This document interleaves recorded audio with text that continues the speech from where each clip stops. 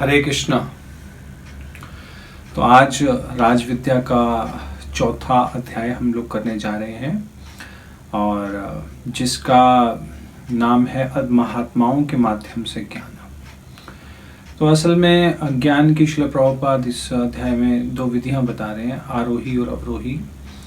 और ये आगे आएगा कि असल में हम लोग ज्ञान तो चाहते हैं, लेकिन कुछ लोग चाहते हैं कि हम खुद से प्रयास करके खोज लें, और कुछ जो हैं वो सुनकर समझ जाते हैं और उसका पालन करके आगे बढ़ जाते हैं। तो इसी के बारे में इस अध्याय में जो है चर्चा की हुई है। आइए हम लोग देखते हैं कि इस अध्याय में क्या क्या है। तो इसका शुभारंभ शिला प्रभुपाद कह रहे हैं कि भगवान की उपस्थिति, जो भगवान हर जगह, जैसे हम पिछले अध्याय में देख रहे थे कि भगवान को देख कौन सकता है हर जगह, उसके लिए ट्रेनिंग चाहिए। और जो भगवान की इस प्रकार उपस्थिति देखता है वो है कौन। तो यहाँ शिला प्रभुपाद कह रहे हैं कि जो भगवान की सेवा में लगे हुए हैं हर जगह, तो वो भगवान को हर जगह देख सकते हैं। महात्मानस्तु माम पार्था दैवीं प्रकृतिम आश्रिता, कि वो जो है दैवी प्रकृति के अधीन है और वो महात्मा है। और वो क्या करते हैं, भजन्ते अनन्य मनसो, कि वो मेरा अनन्य भजन करते हैं। क्यों मेरा अनन्य भजन करते हैं? ज्ञात्वा भूत आदिम अव्ययम, कि मुझे जानते हैं कि मैं इस जीवों का एक आदि पुरुष हूँ और मैं ही आदि कारण हूँ। तो जो भगवान को आदि कारण मानते हैं और भगवान को ही सारी सृष्टि का स्वामी मानते हैं और अव्यय मानते हैं, कि ऐसा नहीं कि भगवान का नाश हो जाता है, उनको जो है महात्मा कहा गया है यहाँ पर। और ऐसे जो महात्मा हैं उनके लक्षण क्या हैं, वो क्या करते हैं, वो शिला प्रभुपाद इसमें बता रहे हैं कि इनका आचरण कैसा होता है। और इससे पहले शिला प्रभुपाद बता रहे हैं कि भी जो जीवन का लक्ष्य है क्या। वास्तव में जीवन का लक्ष्य आहार निद्रा भय में तो नहीं है, तो एक सुअर के लिए भी अवेलेबल है।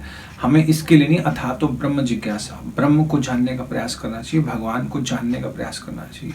और महात्मा वो हैं जो कृष्ण को सर्व कारण कारणम, या कृष्णस्तु भगवान स्वयं, ये जानते हैं।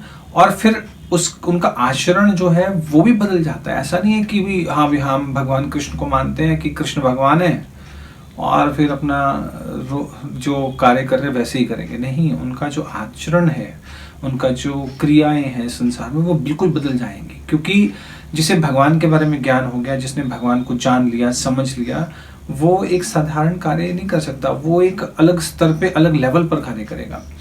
कि जैसे सततम कीर्तयन्तो माम यतन्तश्च दृढ़व्रता, कि जो इस प्रकार जो महात्मा हैं, तो महात्माओं का आचरण कैसा होगा? जो भगवान को जान लेगा कि भगवान जो है परम है, सर्व कारण कारणम है, तो भगवान कह रहे हैं इसका सततम कीर्तयन्तो माम यतन्तश्च दृढ़व्रता नमस्यन्तश्च माम भक्त्या नित्य युक्त उपासते, कि वो नित्य मेरा भजन करते हैं, दृढ़ व्रत होकर संकल्प लेकर मेरी भक्ति करते हैं। और दूसरी तरफ एक मूर्ख हैं जो मेरा उपहास करते हैं, जो मुझे भगवान नहीं मानते। जैसा हम इसके प्रारंभ में भी बताया था कि जो भगवान की भक्ति नहीं करते, उन्हें ये चैप्टर जो है, ये जो 9वां अध्याय है भगवद गीता का, ये बहुत ही अजीब सा लगेगा उन्हें। तो वो उनकी विशेषता क्या है, उनको भगवान क्या करे, अवजानन्ति माम मूढ़ा मानुषिम तनुमाश्रितम, कि मेरा मूर्ख जो है उपहास उड़ाते हैं, वो मुझे मानते नहीं कि मैं भगवान हूँ, आदि कारण हूँ सबका। तो उनको भगवान गीता में मूर्ख कह रहे हैं। और शिला प्रभुपाद फिर इसके साथ इसका तर्क दे रहे हैं कि जो इस प्रकार से आचरण करते हैं, तो वो भगवान को नहीं मानते, लेकिन वो किसी न किसी शक्ति के अधीन है, किसी न किसी सत्ता को तो मानना पड़ेगा। तो उन्हें ईश्वर पर विश्वास नहीं है, तो वो फिर शक्ति के अधीन कार्य करते हैं। और भगवान को देखने के लिए हमें आंखें चाहिए, और वो आंखें कहाँ से आएंगी? जैसे कि भगवान अद्भुत कार्य करते हैं और उन्हें कोई विरला ही कोई देख सकता है, तो वो विरला कौन है, उसके पास क्या क्वालिफिकेशन क्या है? तो उसके 3 क्वालिफिकेशन मुख्य रूप से बता रहे हैं कि एक तो उसके पास अलौकिक शक्ति होगी, यानी कि उसकी इंद्रियां शुद्ध होंगी, दिव्य होंगी भक्ति के द्वारा। दूसरा, उसे शास्त्रों के द्वारा वो देख सकता है, और विद्वानों का प्रमाण, यानी कि साधु शास्त्र, गुरु साधु शास्त्र और दिव्य चक्षु। इस तरह से वो जो है भगवान को देख सकता है। और इंद्रियों को शुद्ध करने का जो है एक ही मात्र तरीका है भक्ति, आज के युग में, कलयुग में। और मूर्ख जो है, जो भगवान को नहीं मानते, और उसके बारे में फिर भगवान बता रहे कि मोघ आशा मोघ कर्माणा मोघ ज्ञान विचेतसा, कि उनके सारी आशाएं, उनके सारे कर्म और उनके सारे ज्ञान विफल हो जाएंगे। क्यों? भगवान का निर्णय है। श्रील प्रभुपाद कह रहे हैं कि ऐसा क्यों होगा? ऐसा होगा क्योंकि भगवान का निर्णय है। जैसे उनकी आशाएं हैं कि हम लोग आज इतना पैसा कमा लेंगे, इतना कुछ कर लेंगे, फिर हमें हैप्पीनेस मिल जाएगी। श्रील प्रभुपाद कह रहे हैं कि अंततः विफल हो जाएंगे, वो मिलेगा नहीं। मोघ ज्ञान, मोघ आशा मोघ कर्माणा, और उनके कर्म भी विफल हो जाएंगे। बड़ी बड़ी चीजें जितनी मर्जी बना ले, लेकिन वो सब विफल हो जाएंगे उनके कार्य। और मोघ ज्ञान विचेतसा, कि जब वो भगवान को भी इस तरह से जानने का अगर प्रयास करेंगे भौतिक तरीके से, तो वो उनका ज्ञान जो है वो भी विफल हो जाएगा, वो भगवान तक नहीं पहुंच सकते इस प्रकार से। और जैसे श्रील प्रभुपाद उदाहरण दे रहे हैं कि जैसे सूर्य अगर अस्त हो जाए तो कितना ही हम प्रयास कर लें तो उसे देख नहीं सकते। अगर सूर्य को देखना है तो क्या करना पड़ेगा? एक है कि हमें योग्यता लानी पड़ेगी, दूसरा प्रतीक्षा भी करनी पड़ेगी, क्योंकि कृष्ण हमारे भीतर है लेकिन हमारे पास योग्यता नहीं है। दो चीजें चाहिए, हमारे पास योग्यता के लिए प्रयास करना है और दूसरा प्रतीक्षा भी करनी है। तब भगवान के दर्शन हो सकते हैं, तब हम भगवान को देख सकते हैं। और फिर श्रील प्रभुपाद इसके बाद वास्तविक आनंद की बात कर रहे हैं कि इस संसार में तो आनंद है नहीं, क्योंकि इसका आदि भी है और अंत भी है।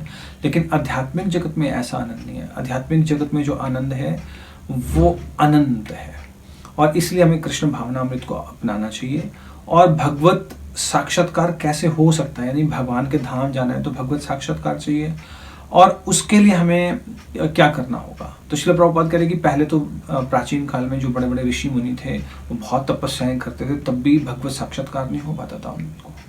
लेकिन आज की डेट में चैतन्य महाप्रभु ने हरे कृष्ण महामंत्र के द्वारा इस विधि को बहुत ही आसान कर दिया है। इस विधि के द्वारा हम लोग आराम से साक्षात्कार कर सकते हैं। चाहे आज का जो युग है वो राक्षसी युग है या राक्षसी जगत है, हर जगह राक्षसी लोग हैं। इवन अपने इंद्रिय भोग के लिए वो लोग अपने बच्चों तक मार देते हैं। जैसे कि कितने ही साम्राज्यों में जिन्होंने अपने बच्चों की बलि देकर उस साम्राज्य को हासिल किया है। ऐसे बहुत सारे इतिहास में उदाहरण मिलते हैं। और श्रील प्रभुपाद कहते हैं कि महात्मा वो नहीं है जो वोटों के द्वारा जीत गया है। महात्मा वो है जिसने भगवान की शरणागति ले ली है, और वो देवी प्रकृति के अधीन है, भौतिक प्रकृति के अधीन नहीं है।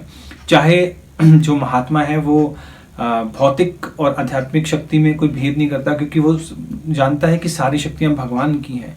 लेकिन फिर भी क्योंकि वो भौतिक धरातल पर है और बद्ध जीव के लिए ऑफ कोर्स अंतर है, तो वो उस हिसाब से जो महात्मा है वो भी उसी ढंग से कार्य करता है और देवी प्रकृति के अधीन रहता है। और इस अध्याय के अंत में श्रील प्रभुपाद कह रहे हैं कि जितने भी हम लोग शुद्ध होते जाएंगे उतने क्रियाशील हो जाएंगे। क्योंकि आध्यात्मिकता, कुछ लोग सोचते हैं कि आध्यात्मिकता में हम जितना जाएंगे उतना शांत हो जाएंगे, उतने हमारे कार्य कम हो जाएंगे। अर्जुन के साथ ऐसा नहीं हुआ, हनुमान जी के साथ ऐसा नहीं हुआ, तो वो तो और भी ज्यादा क्रियाशील थे। तो श्रील प्रभुपाद कह रहे हैं कि जैसे ये शरीर है, इससे आत्मा निकल जाती है तो ये डेड हो जाता है, ये क्रियाहीन हो जाता है। इसका मतलब ये है कि जो आत्मा है वो क्रियावान है।